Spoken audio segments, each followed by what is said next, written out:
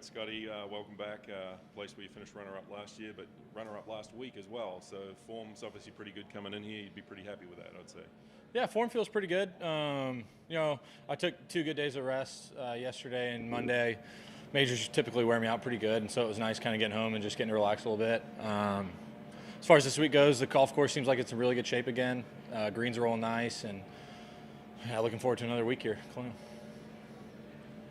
I guess between last year's finish and just last week, how hungry are you to win this one, also being, in your home area? Yeah, I mean, I'm typically pretty hungry to win whatever event it is. I show up expecting to come here and play well and do my best, and I'm hoping for a good finish this week. But I try not to look too far ahead. I'm just getting ready for tomorrow morning. I'm going early late this week, and just I'll get a little practice in this afternoon, and then go home and try and get to sleep. Regarding your game itself, what was the biggest positive takeaway you had during your time at Oak Hill this past week? Yeah, I felt like the Byron, I didn't swing it as well as I would have hoped to, and I started getting more comfortable with my swing, and then I really started feeling the ball kind of come off my putter really nice, and I felt like I struggled for a few tournaments there in a row with the putter, which was a bit frustrating. Masters was a frustrating week with the flat stick, and Hilton Head was more the same, and so it was good kind of feel like I'm starting to trend in that direction, and when my putter gets hot, I typically have some pretty good finishes, and so hoping that it'll heat up this week. One more, a big story this past week and now this week too is Michael Block, obviously.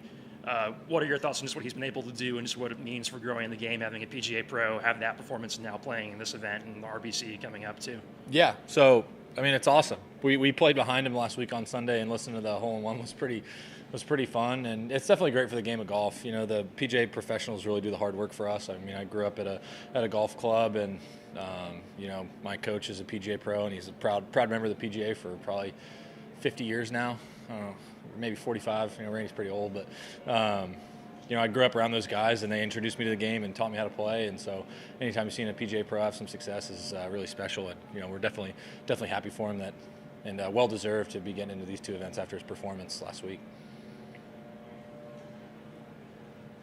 How does it feel to be the world's #1 and back at your hometown course? I don't really think much about rankings and stuff like that. It's nice being back here at home and being able to play an event.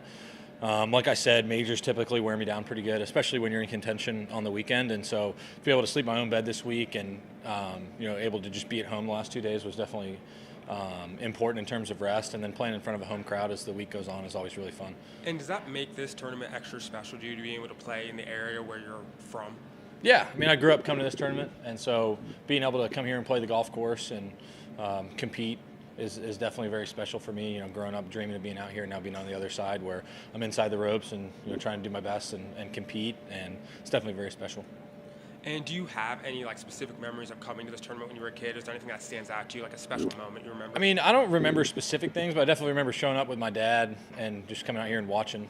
My dad loved to watch golf, and when I grew up, anytime I get a chance to go to a PGA Tour event was pretty cool, and so come out here, practice round days, and watch guys. I typically like the practice round days more just because you can get closer to guys, and I like just watching. And so it wasn't as much about the atmosphere; it was more just me watching and learning from those guys. And so just being able to come here and all the pros were always pretty nice to me, which is always a nice bonus. Are there any last question? Are there any pros that you saw that you've been able to play with now? Is that from the Colonial? So not specifically from this event, but I grew up at Royal Oaks where there used to be a number of pros that took from Randy Smith, and being out here, Ryan Palmer's one of those guys that I grew up watching, and now we're out here competing, and we actually got paired 2 weeks ago at the Byron on Saturday, which was pretty fun, and I grew up with various guys that competed here, and so to kind of be walking in their footsteps is very special. Scotty, you mentioned that these major weeks kind of wear you down. What's the biggest challenge of playing a week right after a major, or maybe some of the benefits or perks of continuing to play? Well, I think the majors definitely kind of sharpen your focus, just because the golf courses are so challenging and you have to be on for all 18 holes. Anytime you lose focus out there, you tend to get punished for it pretty good. So that's kind of, I think, where the wear down factor comes from, just from being at such a high level of focus. And that's the type of energy that I'm trying to bring to more of the regular tour events, just that intensity for all 4 days, not just when you're in contention or not just when I'm playing really well, just bringing that intensity to every shot, whether it's the first tee shot tomorrow morning or a shot in the playoff like it was last year. So bringing that same intensity, and I think the majors is a good way to kind of train my brain to do that same sort of thing.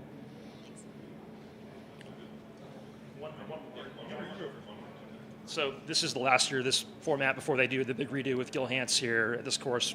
Have you been looped in much about the changes that are coming to Colonial in the years to come, or? No. No.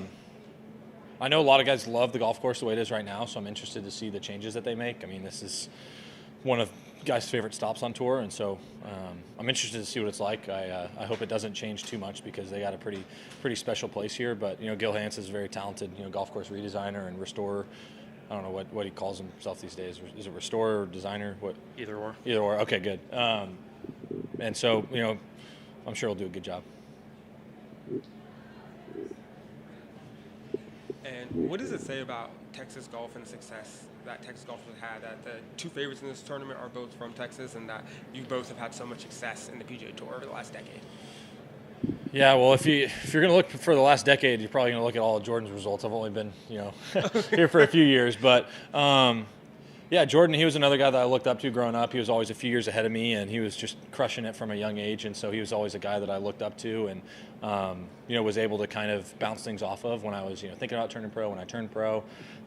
He's always been a guy that's given me great advice, and he's such a talented player. And I think growing up here in Texas, you learn how to play all different kinds of shots. I feel like Jordan and I are pretty similar in where we like to play shots. We're not really I would say that neither of us really have perfect golf swings, to say the least. And so, he's just another guy that I've learned from. And like I said, growing up here, you learn how to play just all different kinds of shots and learn how to play the game versus trying to, play golf swing. Thank you. Appreciate it. All right. Thanks, y'all. Appreciate it.